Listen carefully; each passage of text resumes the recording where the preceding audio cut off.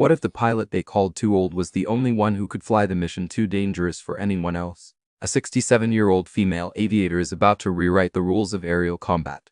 The red emergency lights bathed NORAD's underground command center in a hellish glow. At 67, Colonel Marriott Iron May Westcott should have been retired, but her expertise kept her consulting for the Pentagon. Her gnarled hands, weathered from decades gripping flight sticks, tightened around her coffee mug as the crisis unfolded.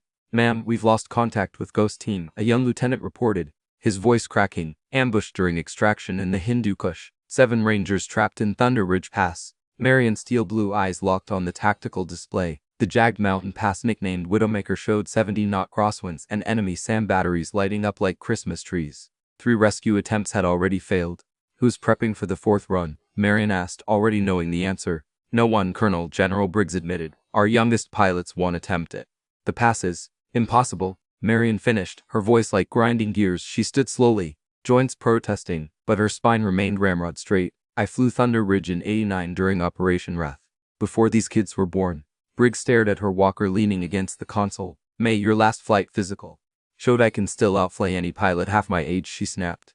On the screen, a new alert flashed: enemy forces closing on Ghost Team's position.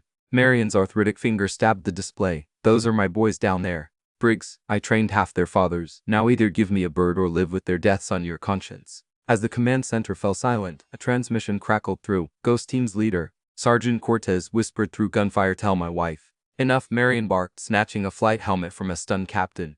"Prep Lightning 1. We're bringing them home." Hangar 4 reeked of jet fuel and suppressed rage as Marion faced her F-35 Lightning II. Crew chiefs scrambled around the stealth fighter, their sidelong glances betraying their doubts. Chief Master Sergeant Ruiz, a grizzled veteran with salt and pepper hair matching Marion's, approached hesitantly. "Colonel, these new fly-by-wire systems are based on technology I helped develop," Marion cut in, running her edge-spotted hand along the cool composite skin. "Where's my loader crew?"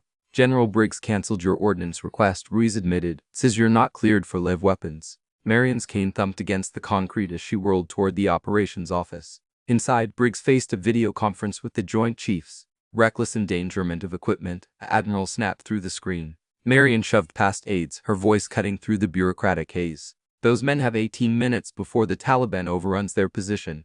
"You haven't flown combat in 12 years, Briggs countered. "Your reflexes are honed by 67 years of outthinking death." She slammed her flight log on the table, pages fluttering open to missions that were now textbook cases. "Thunder Ridge has a 5-degree temperature inversion creating predictable updrafts. I'll ride them like elevators." The room fell silent as Sergeant Ortiz's desperate voice crackled through a speaker. "Enemy rig teams moving into position." Marion locked eyes with Briggs. "Your choice, General. Either court-martial me for stealing this plane, or give me the damn bombs." Outside, Ruiz quietly signaled his crew. Loaders began arming Lightning 1. The F-35 screamed through Thunder Ridge Pass at 500 knots, its winds nearly scraping canyon walls. Marion's arthritic hands danced across controls with muscle memory from 4 decades of combat flying. Oxygen hissed through her mask as she pulled 6 the pressure vest squeezing her fragile ribs. "Lightning 1, you're entering SAM envelope," warned the AWACS controller. "Counting on it," Marion muttered. She rolled inverted, the mountaintops blurry through her canopy. An enemy missile locked on exactly what she wanted. At the last second, she deployed chaff and yanked into a Cobra maneuver that would have shredded a younger pilot's spine. The missile slammed into the canyon wall behind her. Through the dust, she spotted movement. Ghost Team pinned in a dry riverbed. Sergeant Ortiz's strobe blinked weakly through her night vision. Enemy machine gun nests lined the cliffs above them. "Ghost Lead, this is Lightning. Mark targets." "Colonel, they said you were," Cortez began. "Too old. Tell that to these jams." Marion lined up her first run, the targeting computer struggling with the extreme angles. She switched to manual, her eyes still sharper than any sensor. "Fire in the hole!" Marion's first bomb screamed down the canyon like an avenging angel. The 500-pound UDAM struck a machine gun nest, the explosion echoing between stone walls. Shrapnel pinged off her fuselage as she banked hard right, dodging a barrage of rook fire. "Ghost Team, move to extraction point Delta," she ordered, lining up her cannon.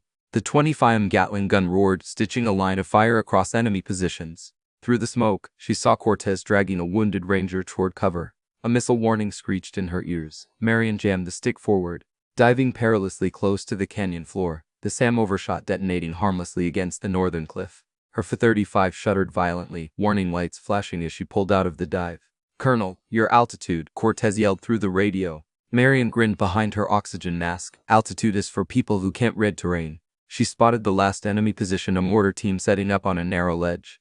With surgical precision, she unleashed her final bomb. The explosion collapsed the ledge, burying the threat under tons of rock. All hostiles neutralized, Cortez confirmed, but we've got multiple casualties. Medivh can't reach us in time. Marion checked her fuel gauge. Then we're doing this the old-fashioned way. She began plotting an unthinkable landing in the canyon.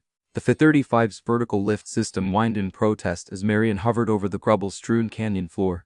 Dust swirled violently, threatening to destabilize the $100 million fighter. Through gritted teeth, she guided the jet downward, its landing gear barely fitting between rock walls. Steady, steady, Cortez coached from below, shielding his eyes from the debris storm. With a metallic groan, the F-35 touched down. Marion kept the engine screaming, creating an improvised dust screen as the Rangers clambered aboard. Last man, Cortez yelled, helping a wounded comrade into the cramped weapons bay. Marion slammed the throttle forward before they'd even secured the hatch. The overloaded fighter lumbered skyward, enemy bullets pinging off its armored belly. Back at Bigram, a stunned ground crew watched the battered F-35 land with 7 extra souls aboard. As Marion emerged, her silver hair matted with sweat, the base erupted in cheers. Even Briggs saluted. 6 months later, Marion stood before the first class of her new training program, Mature Aviator Combat Readiness. Her walker now bore a plaque flown by Colonel M. Westcott during Operation Iron Rescue. Lesson 1, she told the gray-haired recruits. They'll always say it's impossible. Prove them wrong. Behind her, Lightning One retired and preserved gleamed as a monument to courage that never ages.